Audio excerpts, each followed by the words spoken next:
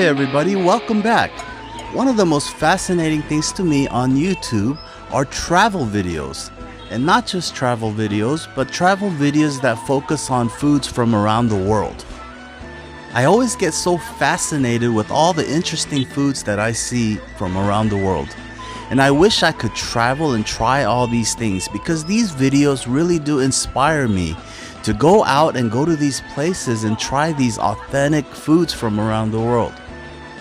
Having lived in Las Vegas all of my life, I realized that Las Vegas is also a tourist destination.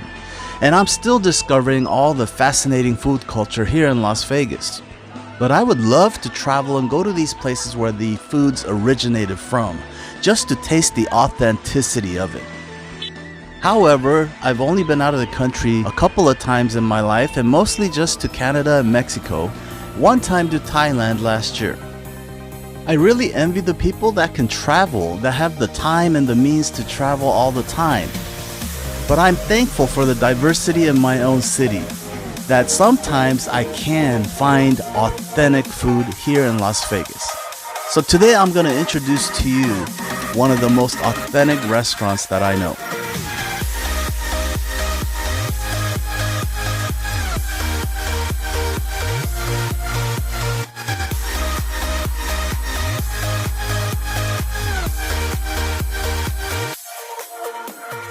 Introducing Yenvietkitchen.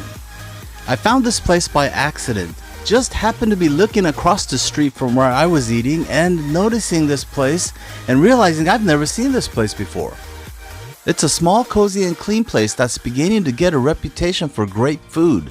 These artistic decorations are actually custom made in Hanoi, and it displays the food that they serve in this restaurant. But the bottom line is, the reason for this video is the food is amazing.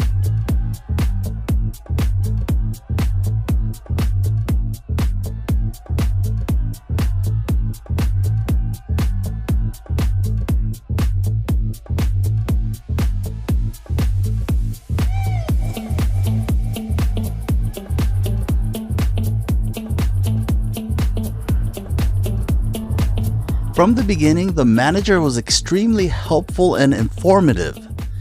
Not just informative, I would say passionate. And it was very clear and evident that this restaurant had a vision and a goal to showcase the authentic taste of Vietnam here in Las Vegas. And this is exactly what I was looking for. If you don't know much about Vietnamese cuisine, you have to understand that this is becoming extremely popular to the Western world and to people outside of Asia. The Vietnamese cuisine is unique in that it incorporates a little bit of influence from the French, from the Chinese, and a few other factors that have evolved over time to become the Vietnamese cuisine as we know it today. They have incredible things like this sizzling cube steak and also a Vietnamese steak and eggs. This happens to be a combination of both from my video at Orchid Vietnamese. This is banh mi. Banh mi is the Vietnamese sandwich that are loaded with vegetables. This place, Nguyen, is known for creating their own chili in-house, homemade. This is their amazing lemongrass chili. This is the first time I've seen anything like this in any Vietnamese restaurant in the United States. The fragrance of the lemongrass chili was really enticing. It smelled so good, had a really good aroma to it. And they also have a second chili that they make in-house as well. And in almost every Vietnamese restaurant, you will see this hoisin sauce and sriracha. For me, the hoisin and the sriracha is a must-have, especially when I eat pho noodles, which is one of the most popular dishes in Vietnamese restaurants. Having conducted my own survey, I found that most non-Vietnamese people order pho more than anything else when they go to Vietnamese restaurants. This may not apply to all people, but for most people, pho is the most commonly ordered dish. Pho is a soup dish, usually consisting of rice noodles, broth, herbs, and meat, usually beef and sometimes chicken. Pho is considered Vietnam's national dish. It may vary slightly, such as the width of the noodles and sometimes some of the herbs that are contained in the soup. It's commonly served with bean sprouts, basil, and some jalapeno peppers. This in the video is not pho. This is a second dish. I actually ordered 2 types of soup dishes here. Getting back to the pho. In many places, some of the most commonly used spices include anti-inflammatory spices such as star anise, cinnamon, and ginger, therefore giving pho its reputation as a hangover cure. The broth is both soothing and delicious. This is a labor-intensive broth because of the time it takes to create this taste. The lightness of the noodles is perfect with this kind of broth. And as I showed you the 2 sauces, the hoisin sauce and the sriracha. I mixed the 2 sauces together, and for me this is a must-have when I eat pho. A lot of people dip their meats in there. I do something a little bit different just to kick it up a bit. I will take the jalapeno and I will dip it in this sauce. The 2 sauces together make a huge difference for me. The taste is incredible when you mix it together. I like to dip my jalapeno and then mix it with the meat and the noodle and the broth, some of the bean sprouts, a squeeze of lime, and it makes the most perfect bite for me. And if you still haven't tried or discovered this soup dish, you are missing out. You have got to take that step and try this dish.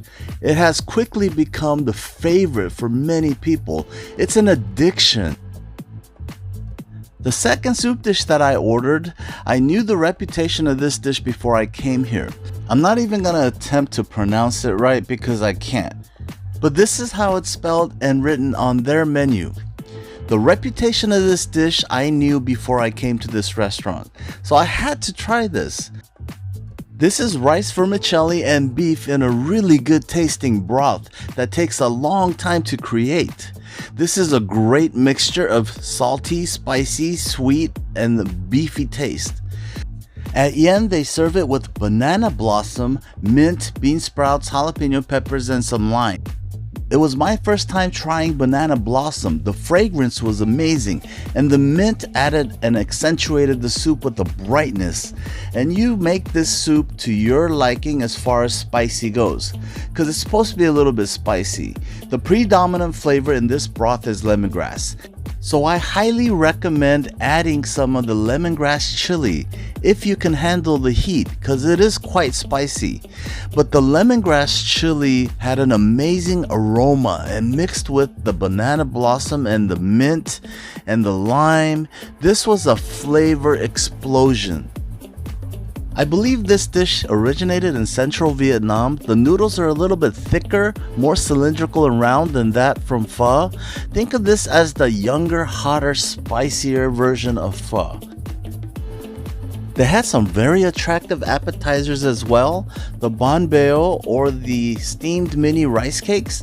These are soft, pillowy rice cakes that are topped with dried shrimp, fried onions, scallions, and it comes with a fish sauce that you can add some chili to. It's for dipping, and this was also a very unique and interesting dish. This is Banh Cuon. I don't know if I'm saying it right once again, but these are also equally as delicious. These are steamed rice rolls, and reading straight from the menu description, it's filled with pork, wood ear mushrooms, shallots, and it's served with veggies and sliced sausage and pork, meant to be eaten with a slightly tangy, slightly sweet sauce. It's just a wonderful dish. The next dish is called Banh Cuon. Probably said it wrong, but these are mini pancake cups. They are served with a shrimp that is nestled perfectly into this cup. These are served with julienne radish and carrots that are lightly pickled to give it a slightly mild, tangy, and sweet taste. You can top these mini pancakes with that pickled mixture, or you can put it into the fish sauce, and either way, then you can wrap it into the lettuce and add some of the herbs, and this makes a really great appetizer. I love these little things. It's got a combination of everything. Another appetizer here that I'm not too familiar with are the grilled pork patty rolls. When I first saw this, I gotta be honest, it reminded me of spam musubi, if you know Hawaiian rolls. And it looked like spam, so I was expecting the spam taste, but no, this is not spam. It's a grilled pork patty, a lot more mild. This sauce was mild, but it was a good accompaniment made with shrimp and pork. It's just like a very hefty spring roll, fresh spring roll. These are some of the most best tasting dishes that I know. This is a combination of sweet, salty, tangy, a contrast and a complement of flavors. It has everything. The meats, the veggies, the crunchy and soft textures, the chewy textures. I tried their fried rice because I wanted to see how it was. There are all kinds of fried rice. There are the bland type, and then there are the very flavorful salty type. This one's kind of in the middle. It wasn't too salty, it wasn't too bland. It had a good mixture of flavor from all the veggies and the little pieces of shrimp and meats that they had in this. Pretty good. I even tried their beef stew. This is similar to the Western style beef stew, but it's served with noodles, and you can pick your type of noodles. You can get it with rice noodles, or you can get it with the thin egg noodles as pictured here. The beef resembled the beef in Western beef stew, but this is not beef stew.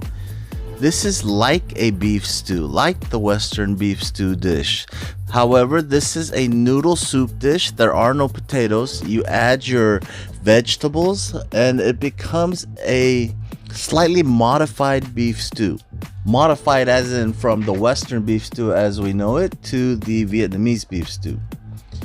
This was a really amazing dish. This is called the Lotus Salad. This was a lot better than I expected. The lotus root, it was my first time trying that as well. The texture of this white lotus root was crunchy, crispy, a little bit soft and crispy at the same time. It was like a light pickle. This lotus root salad was very refreshing. The peanuts added a nice accent to it. I highly recommend the lotus salad. Here we have another flavor-packed soup broth with a different type of noodle. This is called the tapioca noodle.